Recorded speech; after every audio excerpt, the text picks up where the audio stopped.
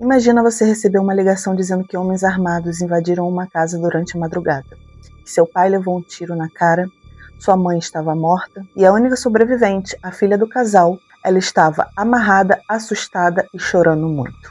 Durante horas, ninguém duvidou da história daquela jovem. Ela parecia apenas mais uma vítima, mas quanto mais a polícia investigava, mais aquela cena deixava de parecer um assalto.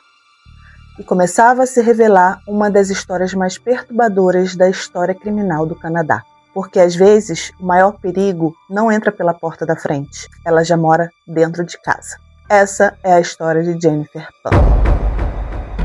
Oiê, voltei. Para quem não me conhece, caiu aqui de paraquedas, meu nome é Monique, aqui eu conto casos criminais reais de todo mundo. Se você gosta desse tipo de conteúdo, já segue a gente para fazer parte da nossa comunidade do Criminal Santo. E deixa o like agora no começo do vídeo, que isso ajuda muito o YouTube a divulgar cada vez mais o canal. E, consequentemente, ajuda a gente a produzir mais e mais conteúdos como esse. Agora, let's go, que eu vou te contar essa história. Muito antes daquela madrugada mudar tudo, essa história começava a milhares de quilômetros dali, no Vietnã. Na década de 1970, os pais ainda tentavam se reconstruir após anos de guerra. Foi nesse cenário que dois jovens se conheceram, Han Pham e Bich Han Pham. Os dois cresceram em famílias humildes, acostumados a trabalhar duro desde muito cedo. Eles compartilhavam o mesmo sonho, construir uma vida estável, ter uma família. E ofereceram aos futuros filhos oportunidades que eles jamais tiveram. Depois de se casarem, decidiram deixar o Vietnã. Como milhares de outras famílias asiáticas naquela época, escolheram o Canadá para recomeçar. Não foi uma mudança fácil. Eles chegaram praticamente sem dinheiro, sem dominar o inglês e precisaram aceitar qualquer trabalho disponível. Han conseguiu emprego em uma fábrica onde montava peças para automóveis. O serviço era pesado, repetitivo, mas oferecia estabilidade. Já Bich trabalhou em uma indústria de autopeças. Os dois economizavam absolutamente tudo. Quase não saíam, não viajavam, não faziam compras desnecessárias. Cada centavo tinha um destino. Comprar uma casa, dar estudo aos filhos, construir uma família de sucesso. Anos depois, conseguiram realizar esse sonho. Mudaram-se para Markham, uma cidade localizada ao norte de Toronto, na província de Ontário. Naquela época, Markham crescia rapidamente. Era conhecida pelas ruas tranquilas, escolas de excelente qualidade e bairros onde praticamente todos se conheciam. Era o lugar ideal para criar filhos. Foi ali que os Pham compraram uma casa confortável em um bairro de classe média alta. Para Han e Bich, aquela casa representava muito mais do que um imóvel. Era a prova de que todo o sacrifício tinha valido a pena. Agora só faltava uma coisa: construir a família perfeita. Então, em junho de 86, nasceu Jennifer Pan. Desde o primeiro dia, ela foi tratada como o maior tesouro da família. Os pais acreditavam que aquela menina teria todas as oportunidades que eles não tiveram, mas também acreditavam que o sucesso só existiria através da disciplina. Então, enquanto outras crianças brincavam depois da escola, Jennifer tinha uma rotina completamente diferente. Piano, patinação artística, aulas extras, lições de casa, estudo, mais estudo. A televisão era limitada, dormir na casa dos amigos, nunca namorar, nem pensar. Cada minuto teria que ser muito produtivo. Han acreditava que filhos disciplinados se tornariam adultos bem-sucedidos. E Jennifer fazia tudo para agradar. Pelo menos era o que parecia. Anos depois nasceu Felix Pan. Diferente da irmã, Felix parecia se adaptar naturalmente às expectativas dos pais. Era excelente aluno, responsável, discreto, conseguia atingir praticamente todas as metas impostas pela família. Sem grandes conflitos, Jennifer, por outro lado, precisava lutar muito mais. Ela era inteligente, mas nunca o suficiente para atingir o padrão de perfeição estabelecido pelos pais. Uma nota 90 não era motivo de comemoração. A pergunta sempre era: por que não foi 100? Pouco a pouco, Jennifer começou a acreditar que o seu valor dependia apenas dos resultados. E essa necessidade constante de parecer perfeita acabaria moldando todas as decisões que tomaria dali em diante. E foi durante o ensino médio que Jennifer conheceu um garoto completamente diferente do que os seus pais imaginavam para ela. Ele não vinha de família rica, não tinha as melhores notas do colégio e também não fazia parte dos planos do spam. Mas seria exatamente por conta desse relacionamento proibido que iniciaria uma sequência de mentiras tão elaboradas que, anos depois, enganaria amigos, professores, vizinhos e até os próprios pais. E, quando essas mentiras começaram a desmoronar, Jennifer tomou uma decisão que mudaria para sempre a história da família Pan. Falando um pouco mais aqui do Daniel, como vocês viram, vocês já perceberam que ele não era um jovem que a família pretendia para se casar com a sua filha, né? Mas ele foi descrito como um cara simpático, carismático, que gostava de carros, música e esportes. Ele trabalhava em empregos temporários e não tinha grandes planos para o futuro acadêmico. Seus amigos o descreviam como alguém tranquilo, mas também impulsivo em alguns momentos da vida. Jennifer se apaixonou rapidamente por esse garoto. Era o seu primeiro relacionamento sério, mas havia um problema. Na casa da família Pan, namorar durante a adolescência não era algo permitido. Mas parecia que Jennifer não aceitava muito bem isso. Então, ela começou a namorar escondido. Ela dizia que estava estudando na biblioteca, inventava grupos de estudo, mentia sobre trabalhos escolares e tudo isso para encontrar Daniel. Com o tempo, os dois passaram a viver praticamente como um casal. Conversavam por horas, saíam escondidos e sonhavam com uma vida completamente diferente daquela que Jennifer levava dentro de casa. Daniel passou a enxergar Jennifer como uma jovem extremamente controlada pelos pais. Ela dizia que não podia sair, não podia escolher a própria faculdade, não podia decidir o próprio futuro, e aos poucos Daniel começou a acreditar que ela era apenas uma vítima daquela criação extremamente rígida. O que ele ainda não sabia era que Jennifer já havia começado a mentir muito antes de conhecê-lo. Jennifer sonhava em seguir carreira na área de saúde. Seu objetivo era fazer faculdade de farmácia. Ela sabia que era difícil, mas acreditava que ela conseguiria entrar na faculdade. Só que as notas não foram suficientes. Ela não conseguia a aprovação esperada, a nota certa para entrar na área de saúde. Para muitas famílias, aquela era apenas uma frustração temporária, que em algum momento ela conseguiria. Mas para Jennifer, parecia que era o fim do mundo. Ela sempre imaginava que a reação dos pais, o que eles iam fazer contra ela, as críticas, as decepções, as cobranças. Então, ela resolveu fazer o que na cabeça dela parecia mais fácil do que contar a verdade. Mentiu. Disse que havia sido aceita em uma universidade. Ela inventou cartas que estava recebendo dessa universidade com aprovação, inventou documentos falsos, forjou horários de aula e nesse meio tempo aqui, os pais estavam comemorando.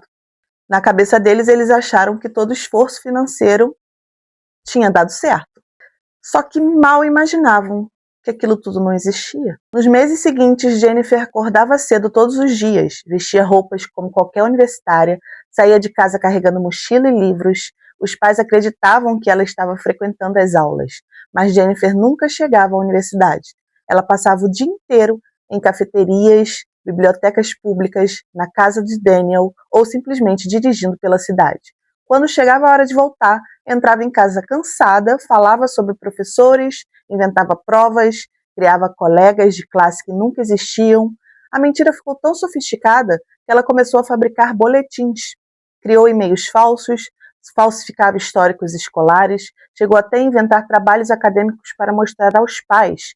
Durante anos, ninguém desconfiou de absolutamente nada. E então começa a chegar mais etapas de mentiras, porque quando começa uma, parece que não vai terminar nunca. Então, depois de algum tempo, Jennifer começou a perceber que falar que só estava estudando não era suficiente. Os pais começaram a perguntar sobre estágios, empregos, planos para a formação, e é aí que ela inventa mais uma história. Ela disse que havia conseguido uma vaga em um hospital infantil. Só que não bastava só dizer que ela tinha uma vaga no hospital infantil. Ela chegava em casa e comentava os casos clínicos, falava sobre pacientes, colegas de trabalho, plantões, tudo, gente, completamente inventado. Enquanto isso, os pais, morrendo de orgulho, contavam para os familiares, para os vizinhos, para os amigos. Naquele momento, Jennifer parecia exatamente a filha perfeita, que eles sempre sonharam. Mas a realidade era outra. Ela continuava passando os dias escondida, vivendo praticamente duas vidas completamente diferentes. E quanto mais tempo passava, mais impossível era de contar toda a verdade. Durante anos, Jennifer conseguiu manter essa farsa, mas nenhuma mentira dura para sempre. Certo dia, Han decidiu verificar algumas informações sobre a universidade. Pequenos detalhes começaram a não fazer sentido. Horários, disciplinas, documentos. A confiança começou a desaparecer, então veio a descoberta. Jennifer nunca tinha frequentado a universidade, nunca tinha conseguido aquele emprego. Tudo era mentira, anos de mentira. A reação do pai foi devastadora. Han proibiu qualquer contato com Daniel. Confiscou o celular da filha, controlava praticamente todos os seus passos. Ela não podia sair sozinha, ela não podia dirigir, não podia usar computador sem supervisão. Aos 24 anos, Jennifer voltou a viver como uma adolescente de 14. Daniel também foi proibido de se aproximar da casa. O casal passou a se comunicar escondido, e foi justamente nesse período que o relacionamento começou a tomar um rumo muito mais sombrio. Separados à força, Jennifer e Daniel começaram a imaginar que existia apenas uma maneira de ficarem juntos. Enquanto isso, mensagens de celular, encontros secretos, revelavam que algo muito maior estava sendo planejado. Ninguém imaginava que, em poucas semanas, aquela tranquila casa em Markham se transformaria em um cenário de um dos crimes mais chocantes da história do Canadá. Agora aqui já no dia do evento. Era uma segunda-feira. Como eu falei anteriormente, a casa da família Pan, ela ficava localizada num bairro considerado muito tranquilo. Então, depois de jantar, Han e Beat seguiram a rotina normal de todo dia. Jennifer também apresentava estar muito tranquila. Nada ali indicava que, algumas horas depois, aquela casa se tornaria uma cena de crime.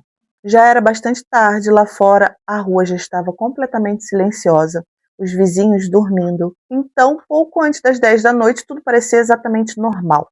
Mas, em algum lugar da cidade, homens armados já estavam a caminho. Então, pouco depois das 11 da noite, 3 homens entraram na residência dos Pan. O que se sabe é que, em poucos segundos, toda a família estava rendida. Jennifer foi levada para outro cômodo, seus pais foram obrigados a permanecer no andar principal da casa e, a todo momento, os invasores exigiam dinheiro. Joias, objetos de valor também entravam nesse fluxo aí.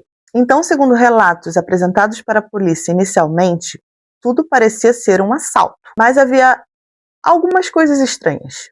Por exemplo, os criminosos eles sabiam exatamente onde procurar o dinheiro da casa. Parecia que eles já conheciam a residência.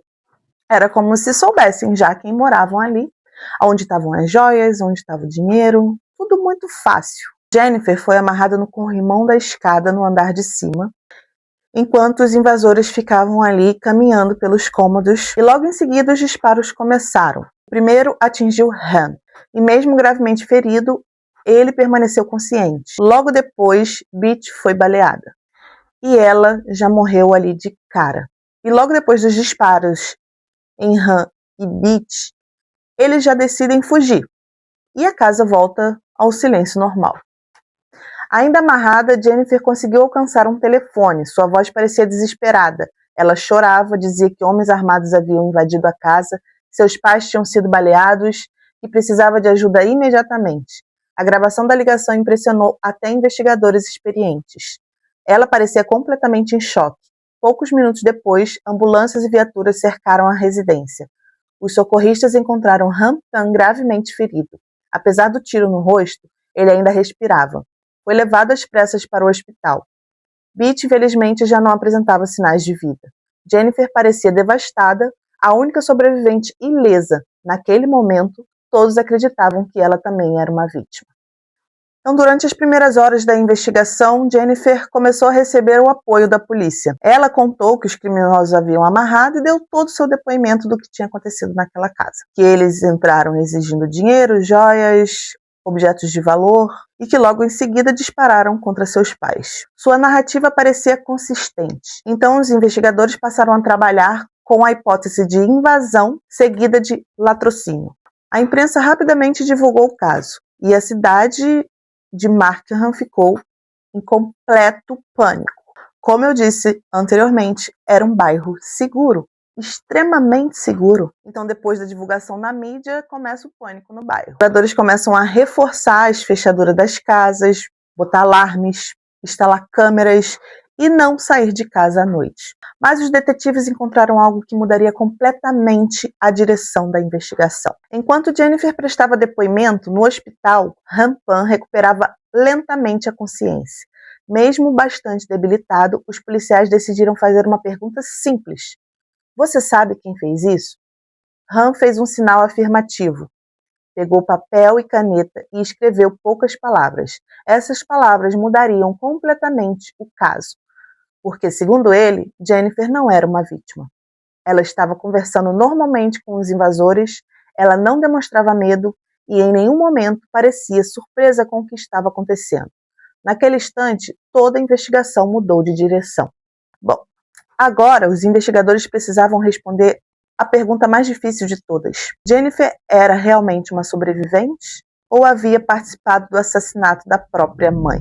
As gravações do telefone, as mensagens apagadas, os registros bancários e uma longa entrevista policial começaram a desmontar, peça por peça, a história que ela contou. Os investigadores descobriram depois que Jennifer e Daniel trocaram milhares de mensagens. Algumas foram apagadas, outras recuperadas pela polícia, e elas mostravam que aquele não era um impulso, era um plano discutido durante semanas. E o objetivo? Eliminar os pais. Assim, Jennifer herdaria a casa, receberia o dinheiro do seguro e finalmente poderia viver a vida que sempre sonhou ao lado de Daniel. Pelo menos era isso que imaginavam. Mas existe um detalhe importante. Durante muito tempo houve discussão sobre quem teve a ideia. Foi Jennifer? Foi Daniel? Ou ambos chegaram juntos à decisão? A promotoria sustentou que Jennifer participou ativamente de todas as etapas. A defesa, anos depois, tentou apresentar Jennifer como uma jovem emocionalmente manipulada por Daniel.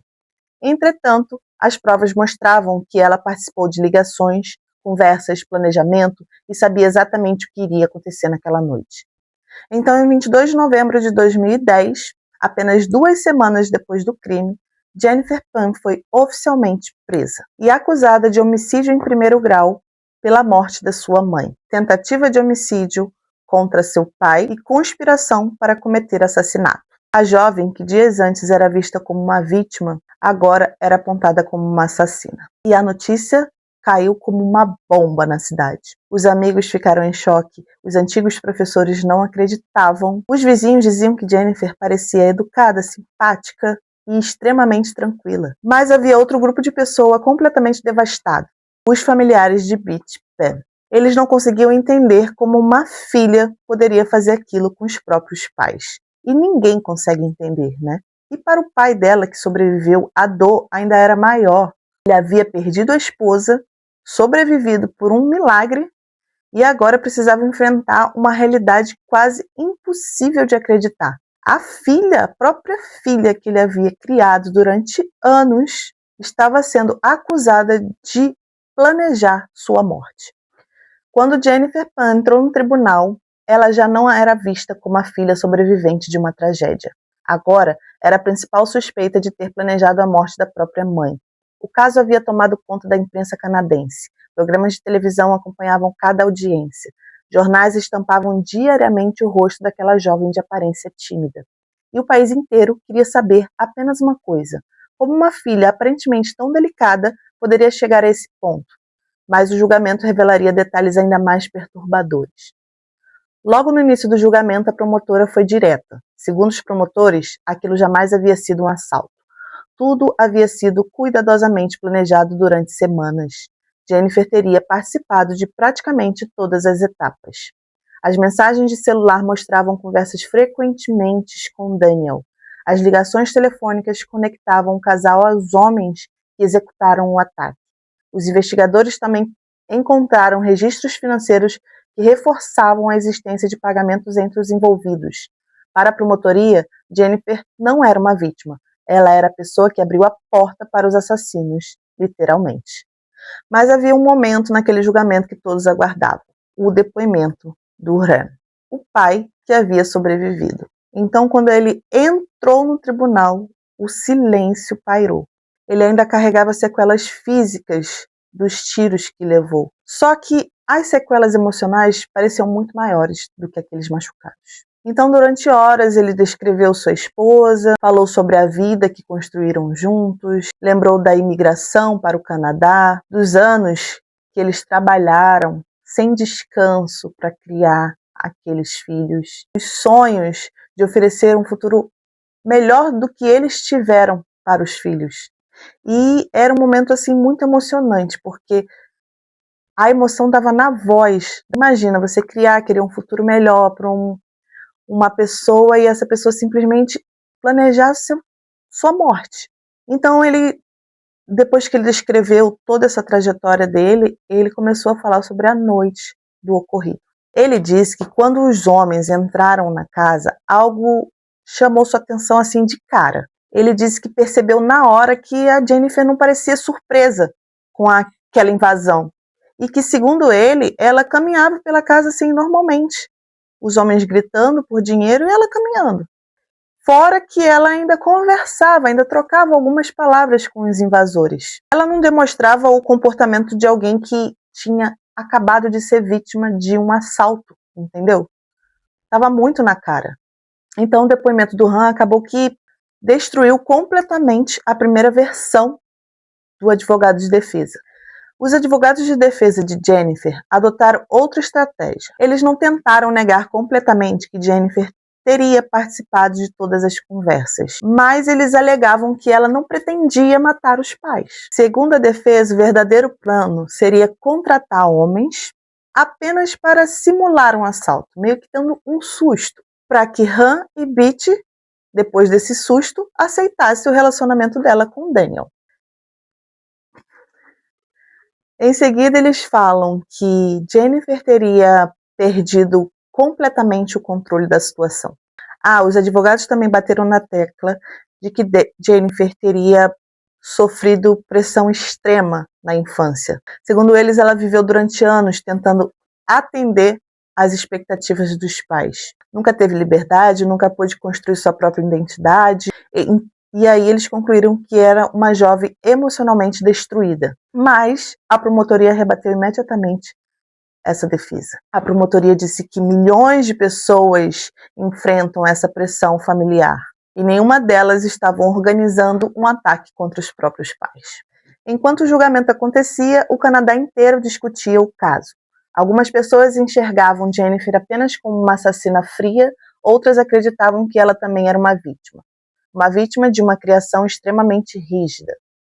Psicólogos participaram do programa de televisão, especialistas analisavam sua personalidade, pais discutiam até onde deveriam controlar os filhos. O caso deixou de ser apenas um crime, passou a apresentar um debate sobre família, imigração, expectativas culturais e saúde mental.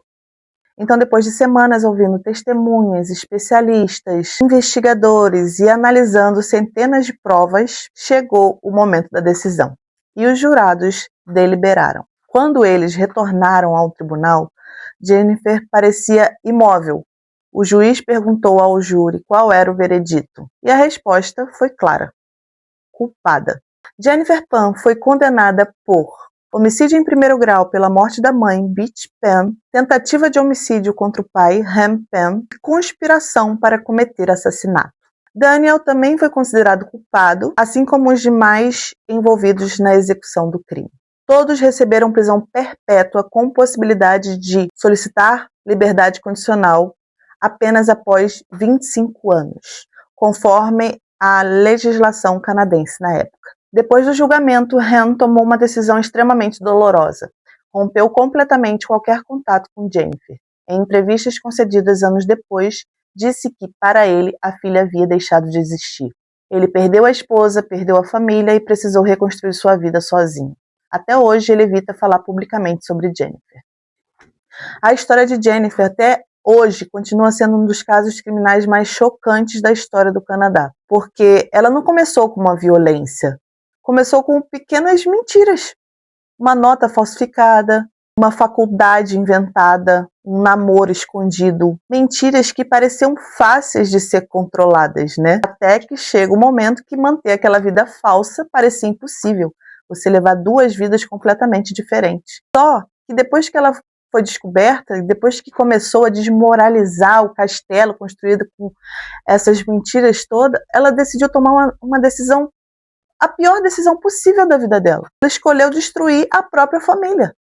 E aí a jovem que passou anos tentando parecer perfeita, acabou sendo lembrada justamente pelo maior erro da sua vida.